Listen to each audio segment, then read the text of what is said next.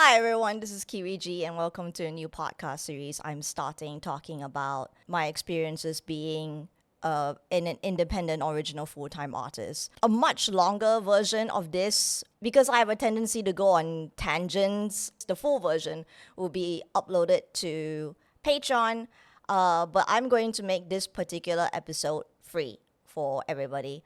So you guys can see the kind of content that I want to bring to Patreon.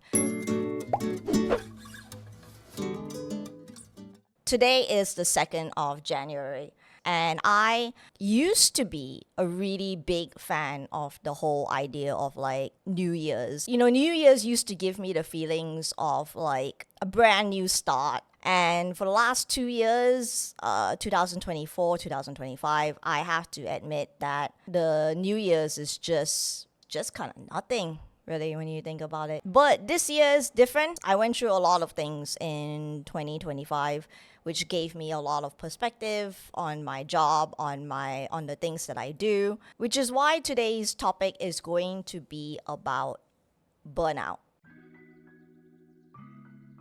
The burnout that I experienced in 2025. Now, if anyone is probably listening to this, they've probably heard the whole topic about burnout 50 million times. Every artist has it.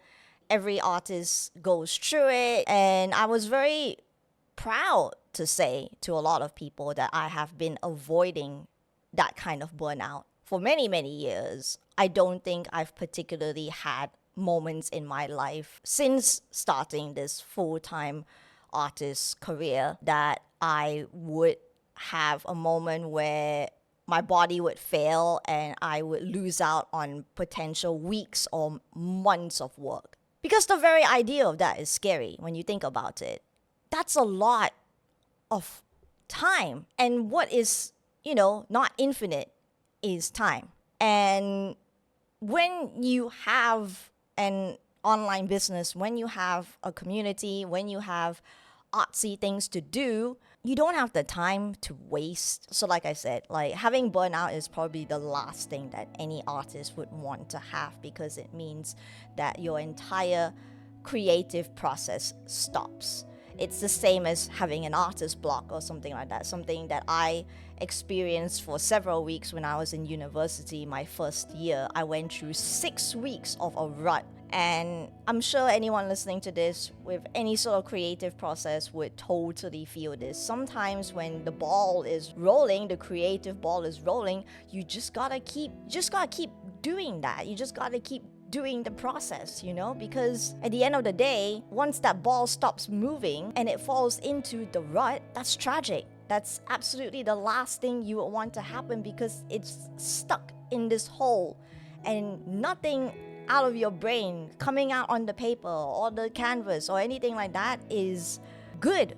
It's not good. And then in my case, I spent about 6 weeks in university not doing anything. And obviously, I'm in university, I have deadlines. This is not something I can afford. When I started the business in 2020, I think I was quite careful about avoiding a full burnout or anything that would cost me more than a week's rest or anything of the sort. This is my dream.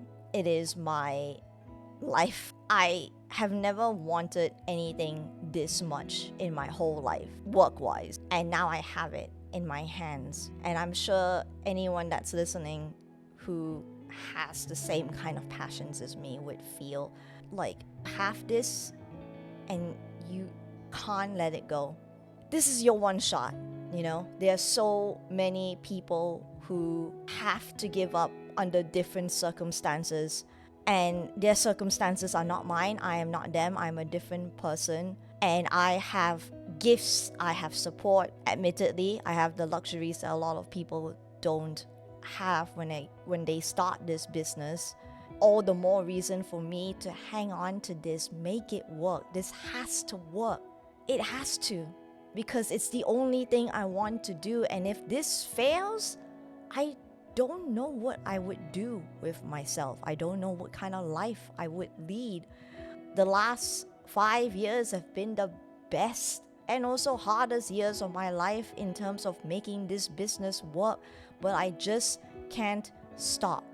There are so many times where it's been difficult, it's been hard, not enough money coming in, but I also just can't stop, because when you stop, that's when it ends. No one can make you give up this dream except yourself.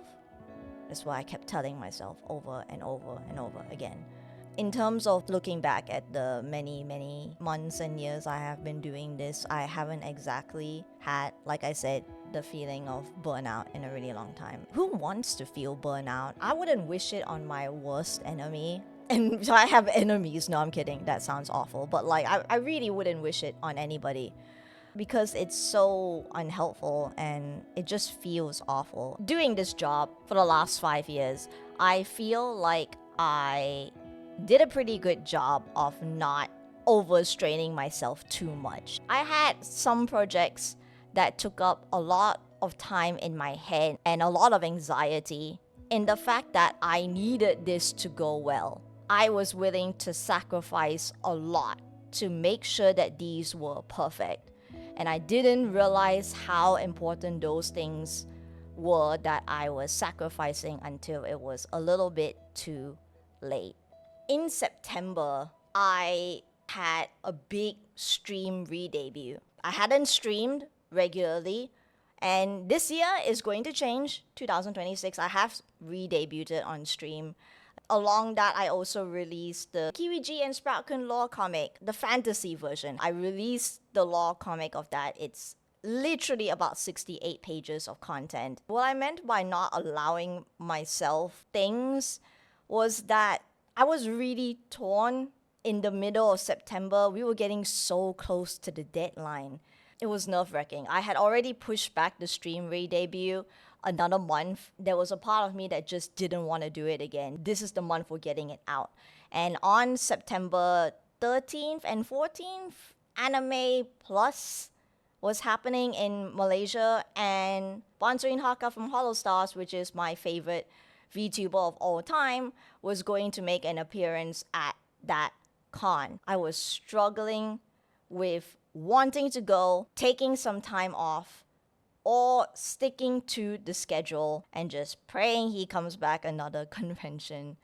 At the end of the day, I skipped meeting a whole bunch of friends. And when I finished the work over the weekend, I remember telling myself that it was worth it because the work got done. And now, looking back at it, I realized that maybe it wasn't as worth it as I thought it was. And then I was looking at all these pictures of people just having a good time. In the end, I just chickened out and I didn't go. And I thought it was worth it because I got the work done. But now I wish I did go. Hindsight is 2020. I don't think I would have been able to complete the project on time if I did go. But after the burnout I had, I realized that some things are a little bit more important. Much less the fact of going to see Haka and more just taking a break. Making 68 pages of a comic is pretty ambitious. I have friends who make doujins on the regular, and they all told me that that's a crazy amount of work. And though some of them were doujin makers that I look up to, like Perdizion on Instagram/Twitter. Citra, just a lovely, lovely bean that I really look up to.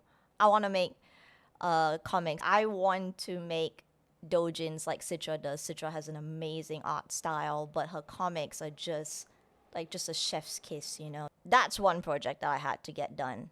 Before the stream re-debut, I was preparing for my first overseas convention to Dokumi. For the first time since 2019, bringing all the merch there was stressful. Bringing all the sprouts there, also very stressful. I was really worried about getting caught by customs. I wasn't, thank God, but I was definitely worried up to that point. You know, I was like, there's a lot of anxieties in that situation. And I'm a full original artist now. There's not a single drop or piece of fan art on the table.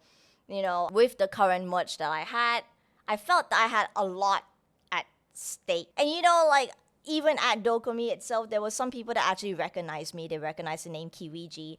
And someone came up to me and said, like, Oh, you're Kiwiji. You used to sell fan art. Yeah, I bought fan art from you once, and then they just walked away, and I was just like, okay, that stings, but it is what it is. But that's not really the point. The point is that it was the furthest I had ever traveled with my small little business. I am a tiny fish in the lake that is Dokumi with 600 artists there. So I spent a lot of time prepping for merch, like making new merchandise. That obviously kept me busy as well. I just described roughly the two projects that kept me occupied all the way until September. I have scheduled meetings with my psychiatrist where my psychiatrist in about like August like told me that I should take a break because I look like I know I have to take a break. I'm not stupid. I'll take a break after September. And then he was like, oh, will you? And I was like, yes, I've planned it. I'm going on this big vacation at the end of September. Okay, cool. So I went at the end of October. I was gonna go see Dear Evan Hansen with my family, and then I was gonna go down to Singapore and rest by the beach in Sentosa. And then after that, I had extended my holiday to go to the Hollow Stars collaboration cafe in Taiwan. Of the merch I have right here. I went all the way to Taiwan just to see these.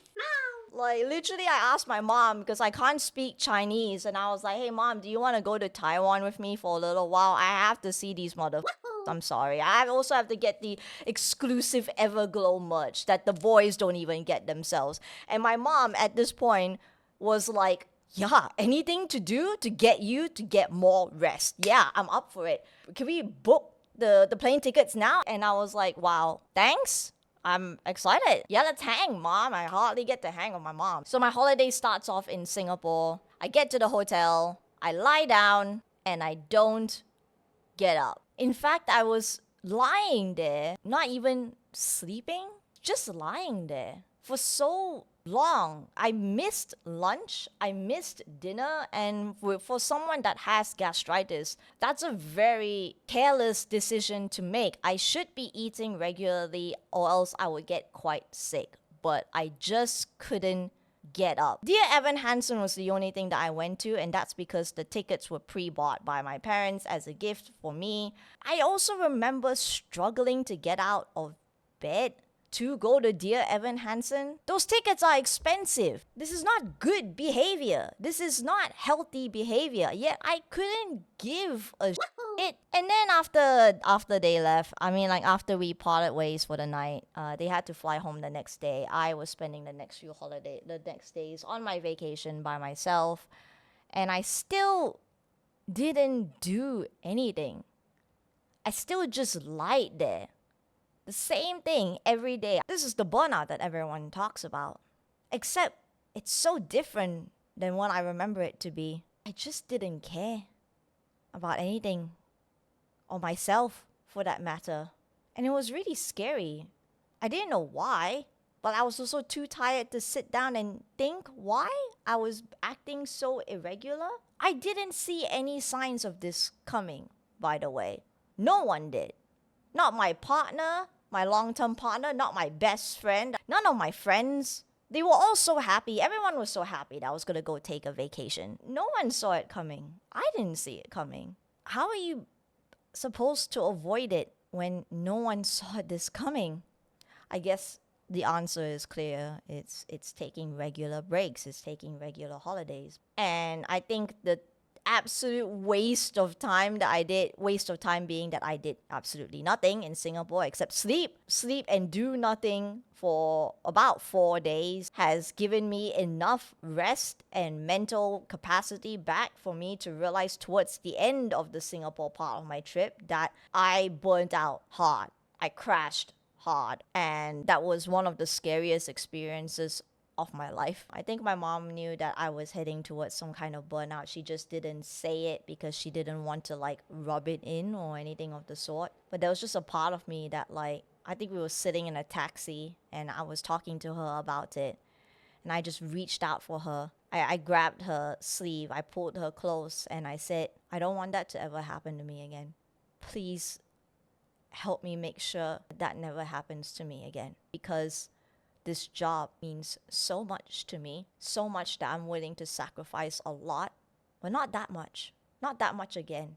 Never again. My psychiatrist said to take 4 little vacations for yourself a year. I remember bargaining with him because, of course, I would. I was like, how about 2 vacations a year? And he was like, are you bargaining with me? But when you think about it, that's why corporate jobs, as I've heard, give you about 4 weeks of vacation because they want you to take 4 separate breaks throughout the year. And I suppose one of the reasons that I'm going into 2026 with a much more positive mindset is because, wow, that burnout sucked so much. And I guess going into 2026 is like, yes, I plan on doing a lot more stuff, but I also am not going to skimp out on the regular rest.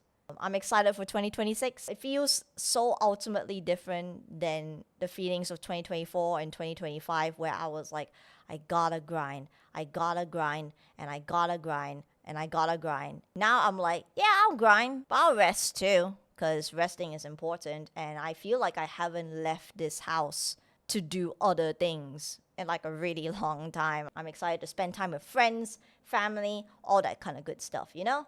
If anyone is seeing this on YouTube, the whole episode will be out for free on Patreon, just to give you guys a little taste of what an entirety of my podcast will sound like. So thank you guys so much for watching, and I'll see you in the next one. Bye.